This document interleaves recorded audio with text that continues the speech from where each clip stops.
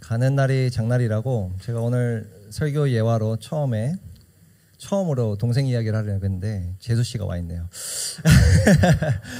여기 동생이 있는 분들 많으시죠? 우리 청년부에도 동생들 이렇게 청년부 안에도 형제, 자매, 남매 참 많더라고요. 저에게는 6살 어린 남동생이 있습니다. 지금은 이제 이렇게 결혼을 해서 또 다 성인이 되었지만 어린 시절을 떠올려 보면요, 너무나도 귀엽고 사랑스러운 동생이었지만 동시에 너무나도 귀찮은 존재였습니다. 왜 그랬을까? 제가 어릴 때 운동을 너무 좋아했는데 제 동생도 너무 좋아했어요. 지금도 좋아하고. 제가 교회나 이렇게 또 학교 친구들하고 이제 뭐 축구나 농구나 뭐 운동을 하러 이렇게 가면은 늘 자기도 가야 된다고, 같이 가야 된다고. 6살 어린 동생이 이렇게 늘 달라붙었습니다. 늘 따라다녔어요. 그래서 저는 사실 너무 싫어서 그냥 과감하게 버리고 가고 싶었는데 제 주변의 친구들 중에 또 교회 형들 중에 이제 동생이 없는 친구들이 꽤 많았어요. 그래서 너무 귀엽다며 같이 데려가자. 그래서 거의 항상 같이 이렇게 축구나 농구를 하러 다녔습니다. 그래서 보면은 동생이 늘 저를 따라왔죠. 지금은 제가 같이 놀자고 해도 이제 안 놀아주는데 어린 시절에는 늘 그렇게 형을 좀 따라다녔습니다. 왜 이런 이야기를 하는가? 우리가 예수님의 제자라면, 또 흔히 말하는 크리스천이라고 한다면 예수님을 따라야 하는 사람들입니다. 예수님을 따라야 하는 사람들. 모든 크리스천은 자기의 믿음의 수준과 상관없이 선택이 아니라 예수님을 따르는 그 길에 다 들어서게 되어 있습니다. 예수님을 따르는 길.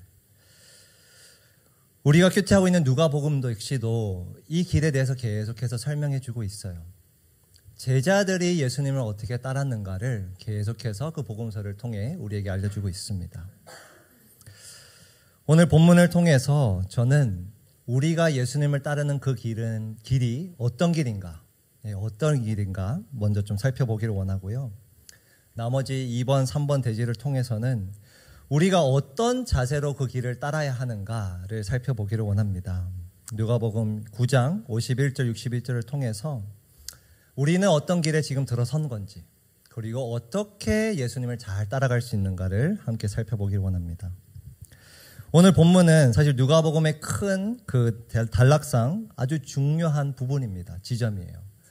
왜냐하면 9장 51절 직전까지가 누가복음의 첫 번째 큰 파트라고 신학자들이 분류하고요. 오늘 본문부터 19장까지가 누가복음의 또 큰 두 번째 파트고 마지막 24장까지가 세 번째, 이렇게 단락이 나뉩니다. 오늘 본문부터 무엇이 시작되냐면 예수님을 따르는 길이 시작됩니다.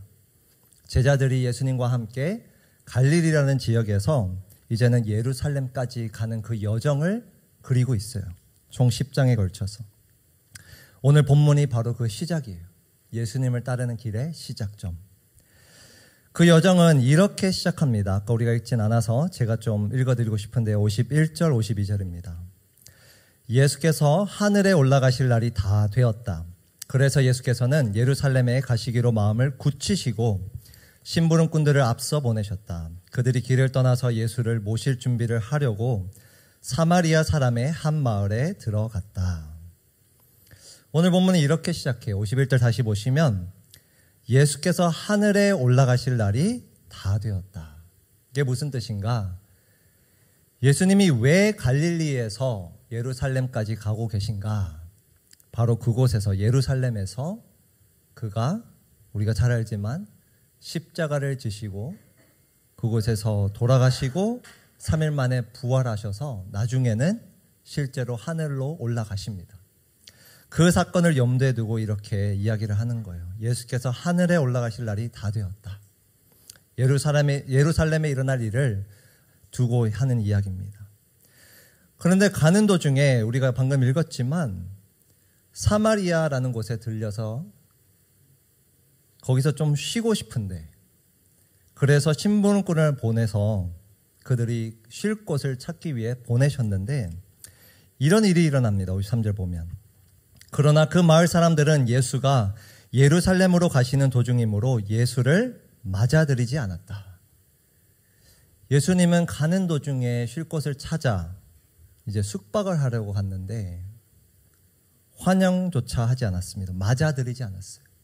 여러분, 그 당시에는 이 문화가 흔했어요. 나그네에게, 먼 길을 떠나는 누군가에게 자신의 집을 오픈하는 것은 사실 어떻게 보면 당연한 거였습니다. 도리였어요. 그런데 이 마을 사람들은 예수님을 맞아들이지 않았다라고 기록하고 있습니다.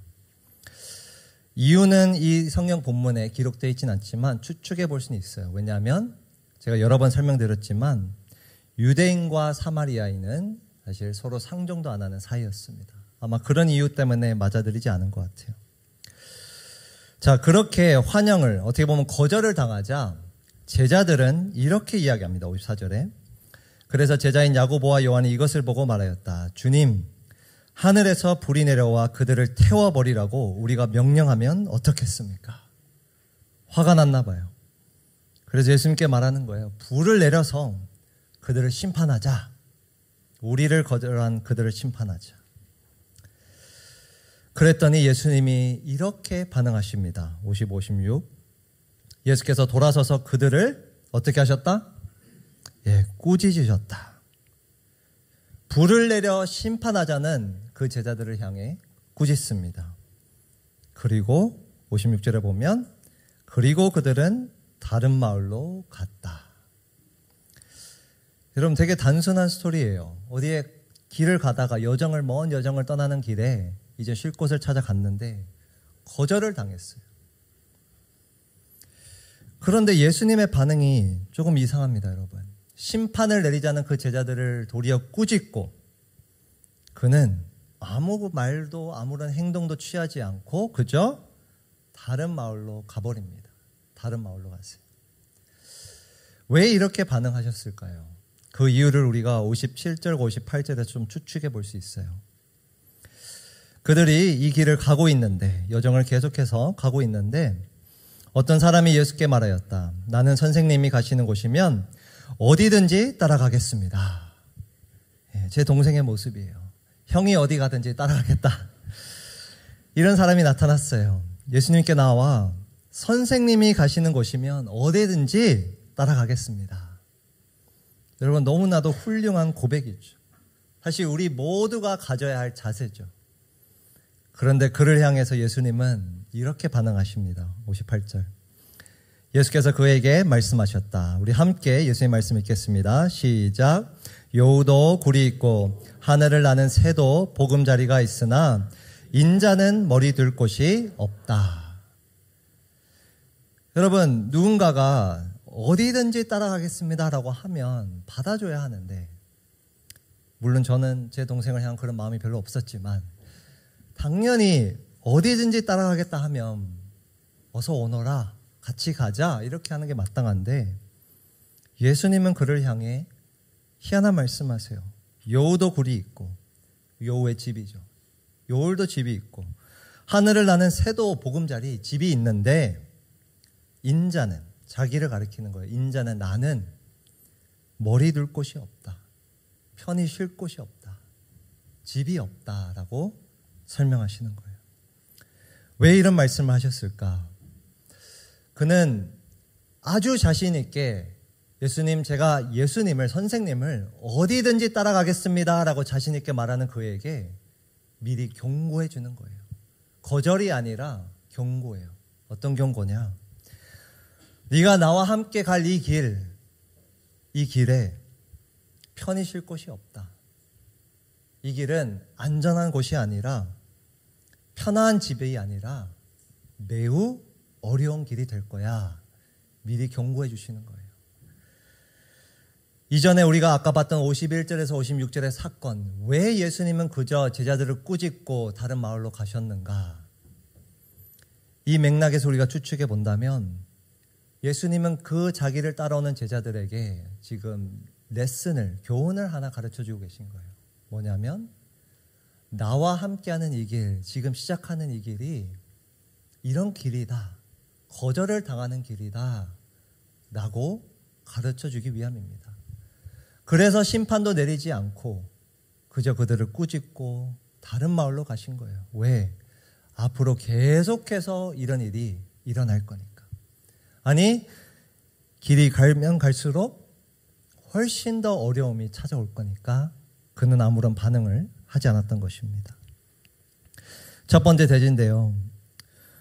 예수님을 따르는 이 길, 우리가 가야 하는 이 길, 우리가 들어선 이 길은 어떤 길인가? 오늘 본문 말씀은 어려움이 따르는 길이라고 이야기해 줍니다. 어려움이 따르는 길.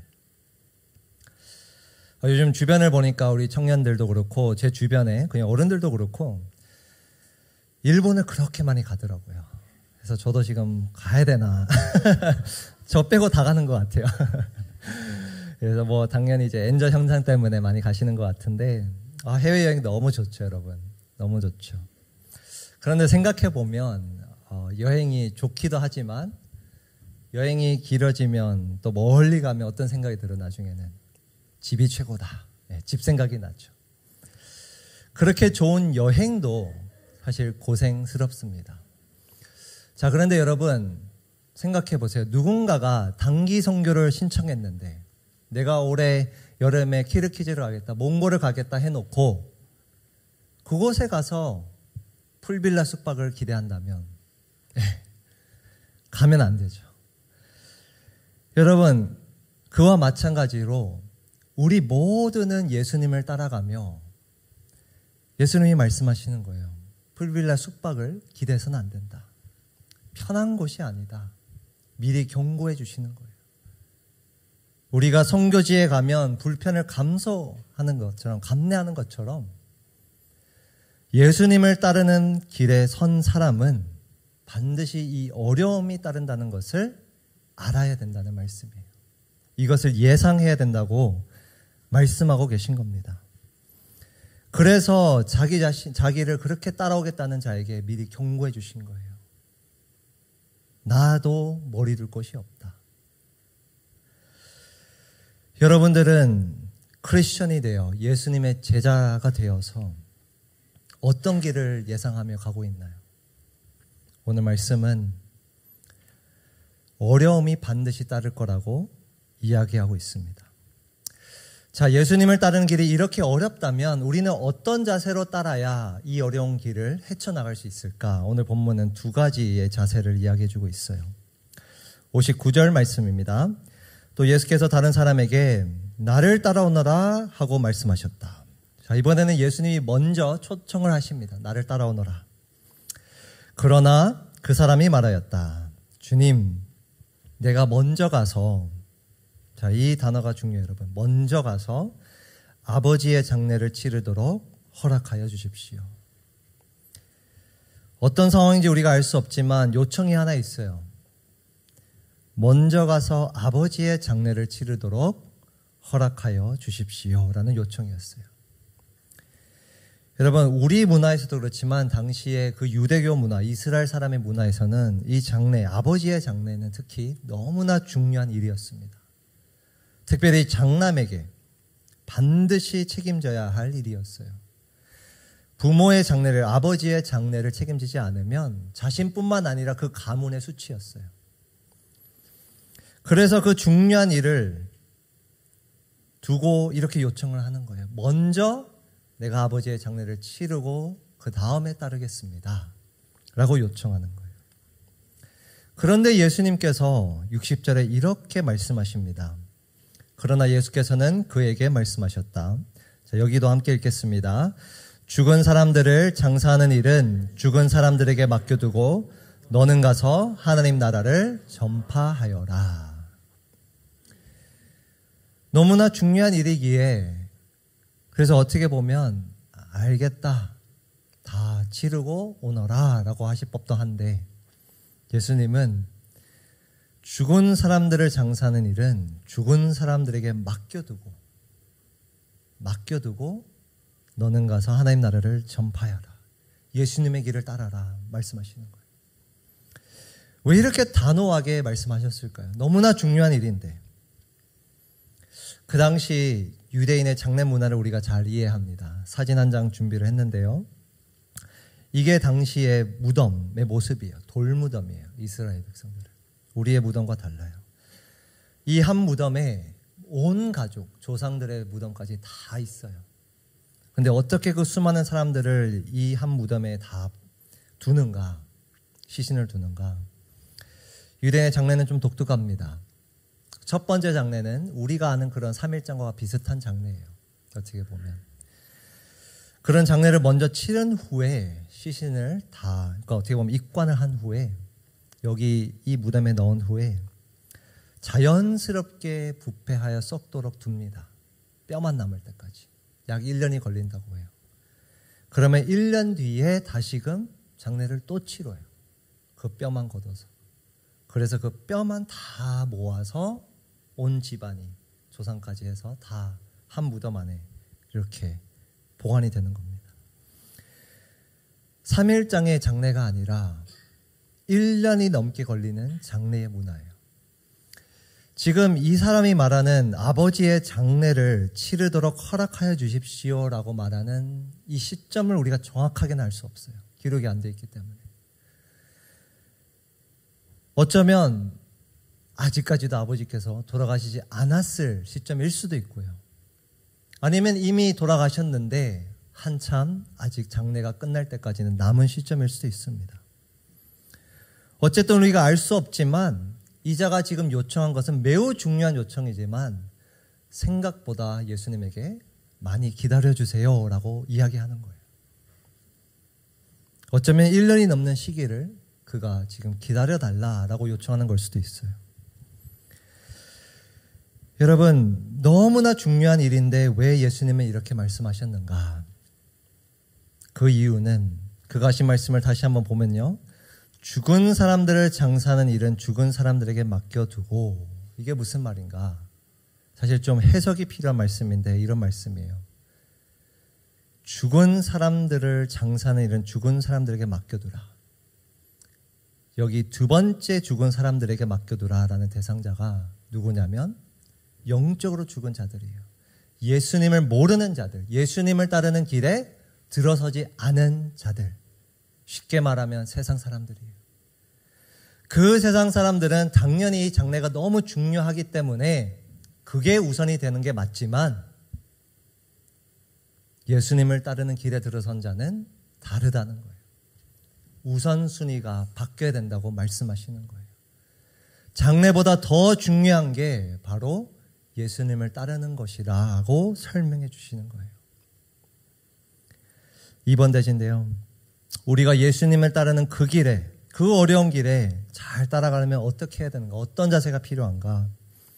먼저 예수님을 따르는 것이 우리 삶 속에서 최우선이 되어야 합니다. 최우선. 그 말씀을 가르쳐 주시는 거예요. 가정을 버리라는 것도 아니고 아버지의 장례가 중요하지 않다 말씀하시는 것이 아니라 예수님을 따르는 그 길에 들어선 순간 그것이 최우선이 되어야 한다고 가르쳐 주시는 것입니다. 여러분, 이자의 요청 너무나도 합리적이지 않나요? 아니, 핑계거리라 말하기 힘든 정말 어떻게 보면 너무나도 중요한 일입니다. 그럼에도 불구하고 왜 예수님은 단호하게 이렇게 말씀하셨는가? 우리 삶 속에 그 무엇도 예수님을 따르는 길보다 앞서서는 안 된다는 것을 가르쳐 주시기 위함입니다. 우리 인생에서 예수님을 따르는 그 길을 걷는 것이 그 무엇보다도 최우선이 되어야 된다고 말씀하시는 거예요. 그런데 우리도 이자처럼 이야기하는 것들이 참 많지 않은지 돌아보면 좋겠습니다. 예수님을 믿게 되어서 크리스천이 되어서 처음에는 아주 자신 있게 예수님 제가 어디든 따라가겠습니다. 어디든 따라갈게요. 이렇게 고백을 했는데 그 길에 들어서면서 시간이 흘러 어느덧 우리 역시도 이런 요청을 할 때가 참으로 많은 것 같아요. 예수님, 지금 너무나 중요한 일이 있어요. 제가 이 대학 입시만 잘하고 나면, 대학교만 잘 들어가고 나면 예수님 따를게요. 대학 들어가면 어떻게 얘기하나요? 예수님, 제가 잘 졸업만 하면, 취업만 하면 예수님 따라갈게요. 나중에는 예수님, 결혼만 잘하면, 가정이 생기면, 삶이 안정되면 그때 가서 제가 따라갈게요. 우리 역시도 이자처럼 사실 어떻게 보면 우리 인생에서 너무나 중요한 일인데 그것이 예수님을 따르는 것보다 앞서는 경우가 참으로 많습니다. 우리 시각에서는 그게 당연할지 몰라도 예수님은 이렇게 말씀하시는 거예요. 그 어떤 것보다 나를 따라오는 게 먼저다. 그리고 도리어 이렇게 말씀하시는 거예요. 그 앞선 것들, 그렇게 생활하는 것들, 생각하는 것들은 다 죽은 자들이, 영적으로 죽은 자들이 정하는 우선순위야 라고 이야기하시는 것입니다.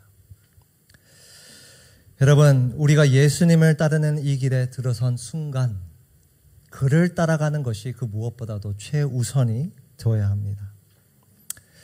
두 번째로 어떤 자세로 우리는 예수님을 따라야 하는가? 마지막 두 구절입니다. 61, 62. 또 다른 사람이 말하였다.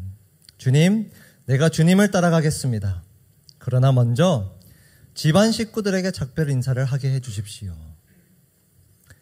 이번에 하는 요청은 장례처럼 길게 걸릴 것도 아니고 사실 거기에 비해서는 매우 짧게 걸릴 일입니다. 또 중요한 일이죠.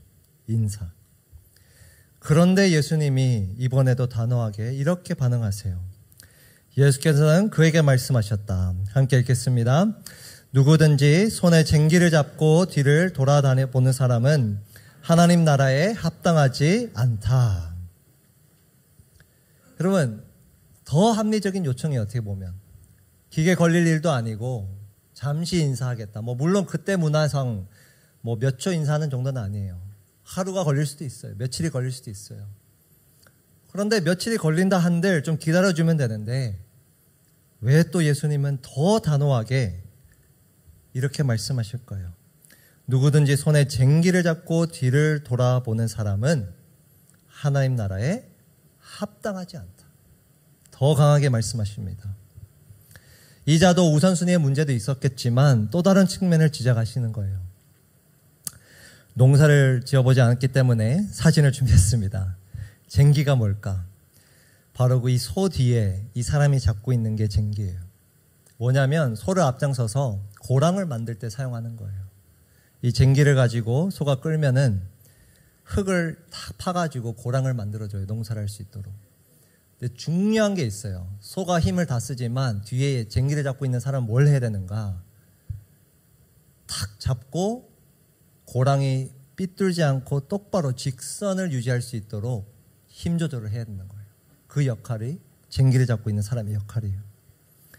예수님의 말씀은 무엇인가? 이 사람이 뒤를 돌아보는 순간 고랑이 삐뚤어진다는 거예요. 자기가 가야 할 길을 놓친다는 거예요. 좌우로 흔들린다는 거예요. 무엇을 말씀하시는가? 이 당시에는 특별히 이 밭에 고른 흙이 아니라 돌이 참 많았거든요. 순간적으로 집중을 하지 않으면 그 돌에 부딪혀가지고 쟁기가 고랑이 삐뚤어지는 거예요. 사실 이 쟁기를 잡고 있는 사람은 계속 앞만 보고 집중을 해야 되는 거예요. 그런데 뒤를 돌아보는 순간 삐뚤어진다. 그 말씀을 하시는 거예요. 이자, 내가 가족들과 작별의 인사를 하고 싶어요 라고 말하는 이자에게 어떤 말씀을 하시는가? 단순히 우선순위의 문제가 아니라 온전히 앞만 바라보고 예수님을 따라야 한다는 것을 가르쳐 주시는 거예요. 달리 말하면 전적으로 헌신해서 집중해서 예수님을 따라야 한다고 알려주시는 겁니다. 오늘 마지막 대지인데요. 우리가 어떤 자세로 예수님을 따라야 하는가? 예수님을 따르는 것에 전적으로 헌신해야 합니다. 헌신해야 돼요. 쉽게 말해 집중해야 돼요, 여러분. 온 힘을 다해 집중해서 따라가야 합니다. 제가 고등학생일 때 운전면허를 취득하기 위해 도로주행을 했던 기억이 납니다. 제가 미국에 있어서 사실 미국에서는 만 16세가 되면 운전면허를 딸 수 있어서 나이가 되자마자 저는 운전면허 이제 도로주행을 바로 했거든요. 근데 미국에서는 정말 그냥 아주 쿨하게 운전교육을 시킵니다. 이렇게 뭐죠? 다 저희는 왜 노란 차를 타고 다 하지만 자기 차로 주행을 해야 되고요. 시내 몇 번 돌더니 갑자기 교관이 이제 고속도로 가자 이렇게 하는 거예요. 그래서 처음으로 계속해서 뭐 시속 한 50km 이렇게 달리다가 처음으로 이제 막 80, 100 이렇게 달려하는 고속도로에 이제 가자는 거예요.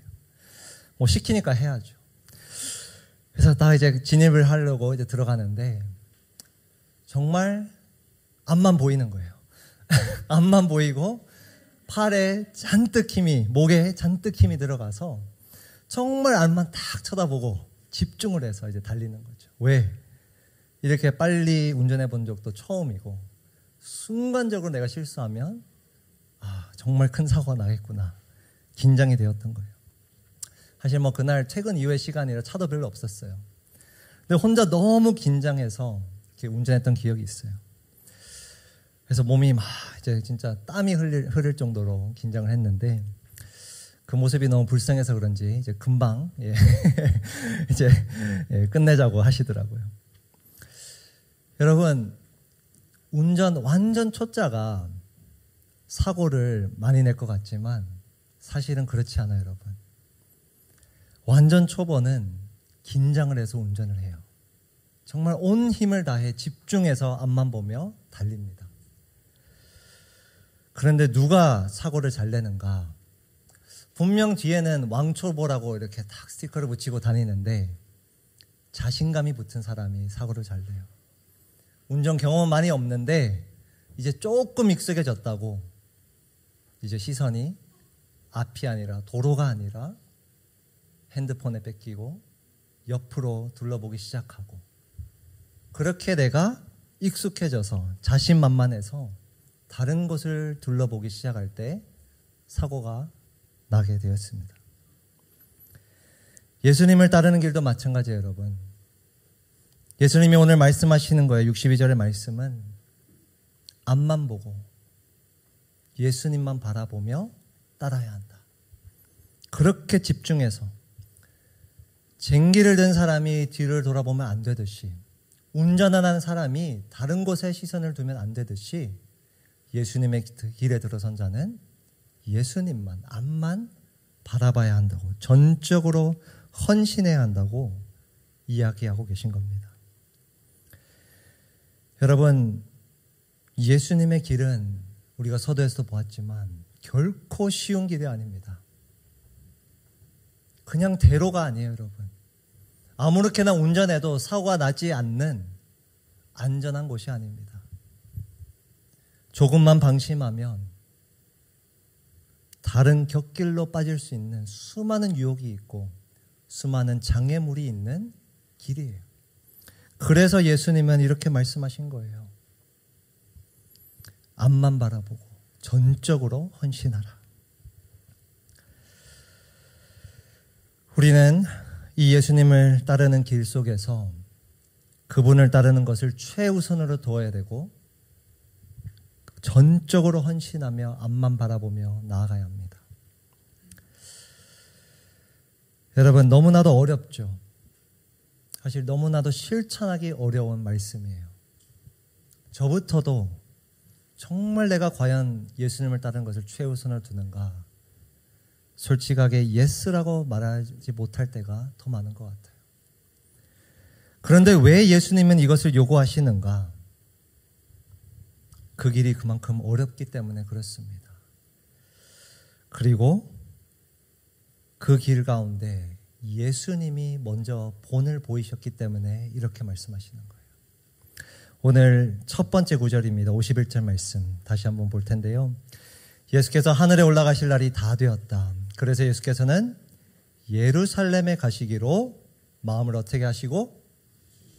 굳히시고. 아까도 설명드렸지만 이 구절이 여정의 시작이에요.